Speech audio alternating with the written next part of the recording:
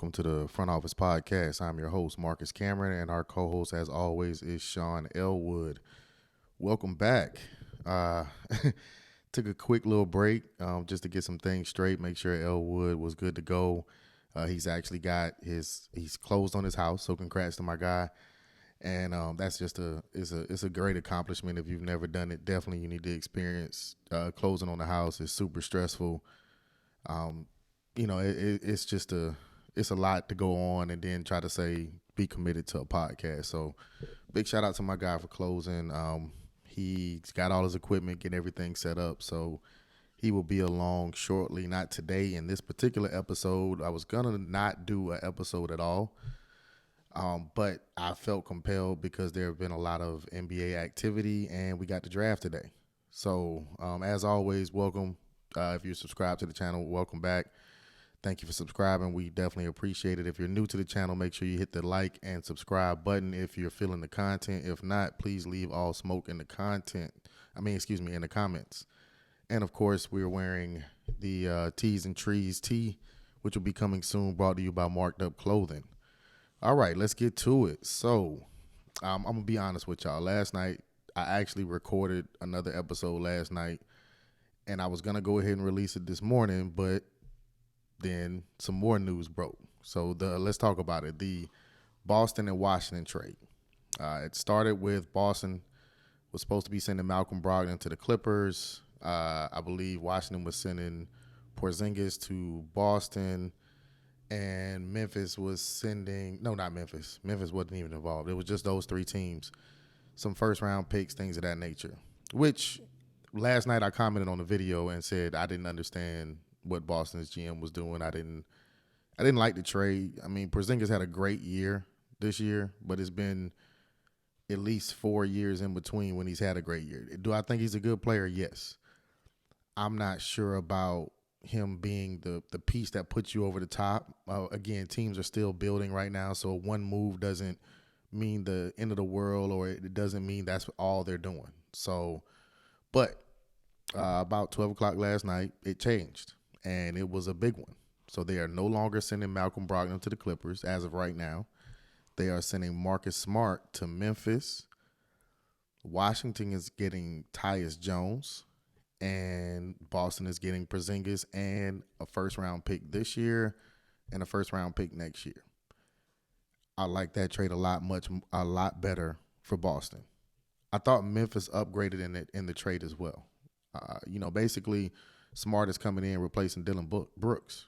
I mean, he's going to be the guy that they look to for toughness, leadership, veteran leadership on that team, which they need. Of course, Ja's having the issues he's having, so maybe getting a steady veteran locker room is something that Memphis feels like is going to help Ja. I do think it's an upgrade. Trade-wise, I think Memphis came out great. Giving up the first-round picks is kind of rough, but, you got Marcus Smart along with Ja now in that backcourt. You did have to give up Tyus Jones, which he's probably the most undervalued player in the NBA, I think. I mean, this guy, when Ja goes down and he has those spurts where he's out for 15 games, 10 games, whatever, Memphis doesn't really miss a beat because Tyus Jones is such a solid backup point guard, and now he gets the chance to be the guy in Washington. So Washington didn't lose in the trade either. Boston is a little iffy, and I know Elwood going to kill me about this, but I don't like Porzingis. I don't like him as a person, but I don't like him as a player. I don't like the fit in that particular team or what they have going on. And again, they may be making more moves, but Boston needs toughness, and I don't see that from Porzingis. Boston needs somebody who can make plays at a point guard position. Again, another big man is not a bad idea, especially one as talented as him. He's super talented. I mean, he can shoot, he can spread the floor. He's got great court vision. Defensively, he's not bad. Not the greatest rebounder in the world, but definitely solid. So overall, I think he's a good player. He's a really good player, but I don't like the dynamic of the team as of right now. If they change that, maybe they make a move here and there, but if you lost Smart for that, I'm not sure what your plan is because you still have an issue with Jaylen Brown. not being a great playmaker. He's due for a deal very soon. I don't know what your move is. Maybe you're trying to move him, and that's why you're getting Porzingis to put around Jason Tatum. I'm not sure, but we shall see. We shall see what happens with that. Another trade that I want to discuss that actually happened about a week ago was the Bradley Beal for Kevin Durant. Bradley Beal for CP3 and some first round picks and things of that nature. I'm not getting into all the details on the first round pick. Sometimes, it makes a big difference sometimes, but the NBA is so fluid with talent and how they do free agency and things like that. OKC has been building draft picks for years and they still haven't made the playoffs. Yeah, I agree. They're talented, but it's a slow process. And if you don't have a GM that's willing to work with head coaches and work as one, as an organization, a lot of these teams are trying to win now. So the draft picks they don't value that much, but believe me, they can come in handy. So I don't knock it as far as the draft picks. As far as the trade is concerned, I think it was a good trade. I'm curious who's gonna be the playmaker on that team now. I know Booker's capable. I know Bradley Beal's capable. I know Kevin Durant is capable. But all three of them are dynamic scorers. That's their strong suit. Booker's a good defender. Bradley Beal's actually a good defender. Kevin Durant, same thing. They have other attributes that are good, but their main dominant trait is scoring. And if you're asking one of them to be the playmaker, I feel like you're kind of taking away from their strong point. So maybe they're going to get a point guard in. I think they only got like 5 guys under contract right now. They'll probably be making some moves tonight with the draft. The draft is tonight. As we've seen, there's already been some activity before the draft started with that trade, the Beal trade. So I do think tonight we're going to see some fireworks a little bit. I think when the kid from France, the 7'5" kid, Wembyana, he's going number 1. It's a question as who's going 2 or 3. I think the consensus is either going to be Brandon Miller or Scoot Henderson from the G League. And it really just depends on what Charlotte's going to do. The Charlotte thing is very interesting because Jordan has sold the team, but I believe he's still got some say on how they draft tonight. He's just been really bad with draft picks. I mean, he's horrible. He might be the worst talent evaluator I've seen as a former player. That doesn't nothing take it away from his legacy. He's the man. And it's not an easy job, but I mean, he's had some misses. He's had some misses that just haven't turned out right. So it'll be interesting to see which route they go. If I'm Charlotte, I'm making the trade with New Orleans, and I'm absolutely trying to get Zion Williamson. And I know the doubters are going to say, oh, he's out here sleeping with porn stars. He's never healthy, blah, blah, blah. When Zion Williamson is on the court, he is an all-star, period. You don't have one of those in Charlotte. You actually have one in LaMelo Ball. I think Zion will be good to be that close to home. I think it'll be great for the city of Charlotte. I think it'll help with ticket sales to bring in a big-name star like that rather than go super young and have to take a chance on if this guy turns out to be what you think he's going to be. If New Orleans is willing to make that trade, which I'm not sure they are, they're pretty invested. They just gave Zion a big contract even when he was hurt. So I think they're invested in keeping Zion, but I've heard they do really like Scoot Henderson. And in order to be able to get him, you're going to have to make a move with either Portland or Charlotte. I think Charlotte's number 2 and Portland has the number 3 pick. So it's going to be interesting, that dynamic of it, if they do that. I think they should. Portland, on the other hand, is kind of in a similar situation where Dame Lillard has literally said he doesn't want to be a part of a rebuild. He doesn't want young players around him that much. He wants to try to compete. And Portland is not in a situation where they can unless they pull off a trade. Because, again, they have a very valuable chip in the game. They have the number 3 pick, which can either turn to be Brandon Miller and you draft him, or if it's Scoot Henderson, you draft that particular player and you trade him out to a team for pieces for Dame. So that's another dynamic I think could possibly happen tonight. I I don't think this is a bad draft class. I think the NBA historically has had some. It's either a hit or a miss with the NBA draft.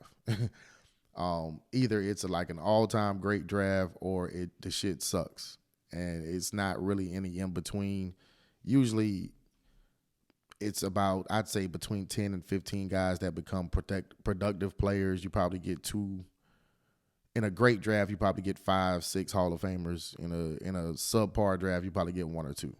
And I think it's 2 rounds.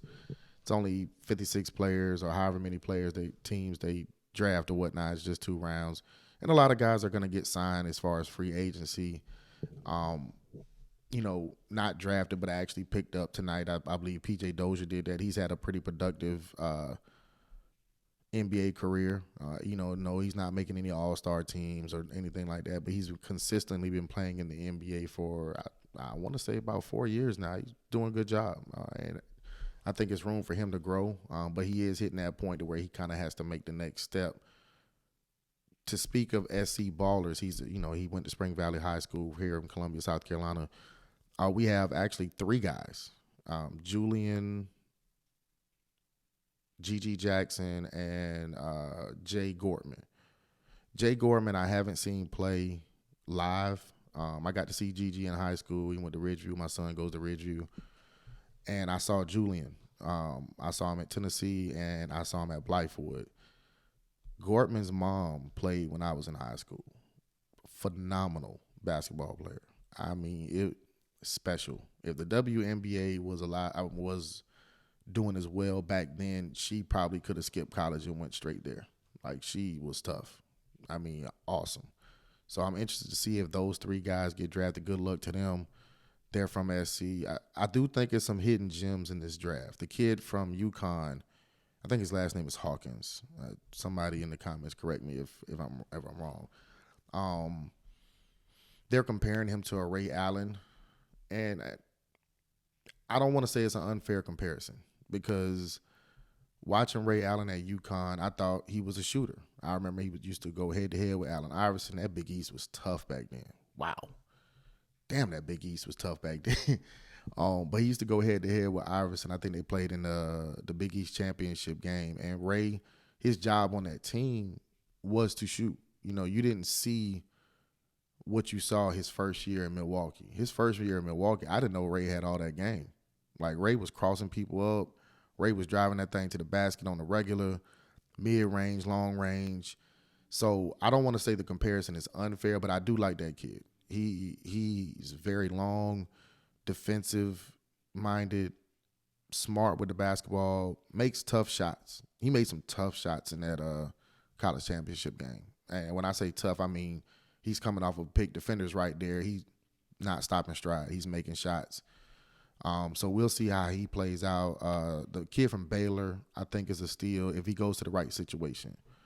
Keontae George, very good basketball player, very good, but does take some bad shots, does shoot it a good bit. But, if you're the man on the team, you're the man on the team. I don't necessarily think he was the man on the team, which makes me question whether he can actually fit in and be productive on a team. Because in every level of basketball, and if you play basketball at any level, you know this, it's going to get harder. I thought LeBron had the perfect quote when he said it's just like playing Super Mario Brothers, every level of the playoffs and things like that. And it's just like that with levels of basketball. When I played, what was it? I don't know, 6, 7-year-old at Coffin Road Park, basketball, it's not hard to stick out if you have some talent.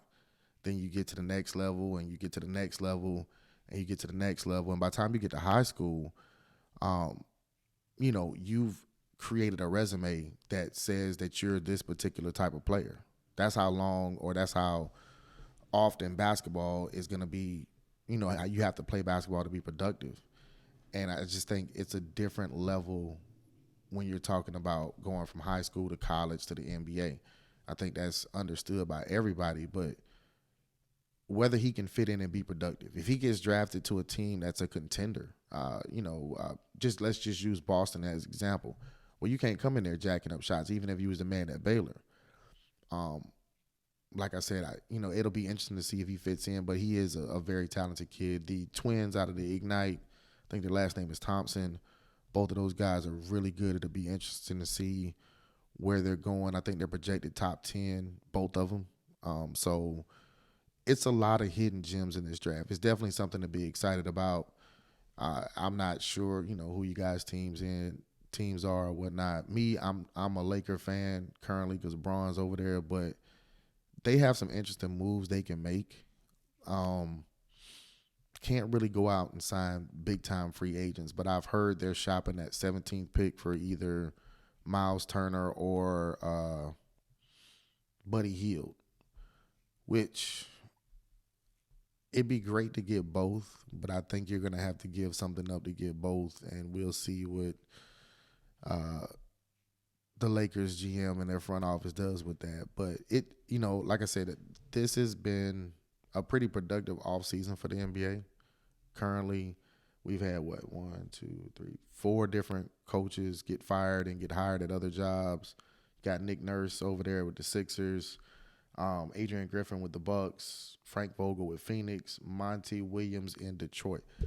I love that for Detroit. Big shout out to my guy Tim Johnson and Mike from Goodfellas Entertainment. Those are the only two Pistons fans that I know, like real Pistons fans. They should be excited because Monty Williams is a hell of a coach. He shouldn't have got fired in Phoenix. He's got some real young talent down there. They got some draft picks tonight. I'm telling you right now, before the season even starts, watch out for Detroit being able to make a playoff push if they're healthy and they do the right thing. The front office does the right thing tonight. But Monty Williams is a great coach, and he does great with young players. Him and Aiden didn't get along for some reason. I'm not sure. I don't want to say who's right and who's wrong, but they didn't get along. That's why Monty's out of there. The new owner wanted some fresh blood in there. Bought in Vogel, great defensive coach. Not sure how he's going to do with all that dynamic offense that he has, because this ain't the Pacers. This ain't Paul George, Danny Granger, and Roy Hibbert. This is Devin Booker, Kevin Durant, and Bradley Beal. And that's no disrespect to Paul George. Paul George is a great player, but you have elite scoring on your team now. You can't dumb that down. You cannot dumb that down. That's why I'm worried about the trade. I'm not super confident about it. It looks like Brooklyn all over again if you don't get something in there to stabilize that offense. Somebody in there who can get those guys their shots, get them into the spots they want, and doesn't care about scoring themselves. It doesn't have to be an all-star. Doesn't have to be some high-level point guard. Just somebody who understands the game, has a high basketball IQ, and plays good defense, and can get those guys the ball. Because if you're asking one of them to do it, to me, that's just not the way to go. That's just not the way to go. Devin Booker is a scorer at best. Yes, he is very capable of making plays. We saw it all throughout the playoffs for necessity reasons. And I thought that's why they struggled, is because you got your number one guy out here trying to get everybody else a bucket instead of him going out here and getting buckets. And when he has the ball and just going to get buckets, then nobody else can get going. So, we'll see what Phoenix does with that. But yeah, big shout out to Tim and Mike, man. Those are Pistons fans. I know a lot of different fans. That's crazy. But yeah, I just wanted to check in with you guys real quick, man. Miss doing it. I'm back home. I'm a little bit more stable as far as off of vacation. If you're a subscriber, man, thank you. Thank you for sure for subscribing. We really appreciate that. If you're new to the channel, leave some comments. If you're feeling it, if you're not feeling it. Sorry, hold on one sec. I got that little notification that your battery is low on my phone, and I know if it was still recording. New process, y'all. New process. But yeah, if you're a new subscriber, definitely leave comments. If it's something that you want us to cover, we're not just a basketball podcast. We will be discussing golf. We will be discussing football. Some baseball. Elle was talking to me into it. I look, man, I don't watch baseball until the playoffs. That regular season shit, I'm not feeling. So we'll see if Elwood can convince me. It's too many. That's too many damn games. 162 damn games. Shit, that's a lot of games. But we will cover a lot of other sports. And we also have some really good interviews lined up. I've got one locked in, waiting for responses on the other three. And Elwood will be along with those, and we'll be in a different setting. But as always, man, we appreciate y'all tuning in. Thank you. We will catch y'all on the flip side. Peace.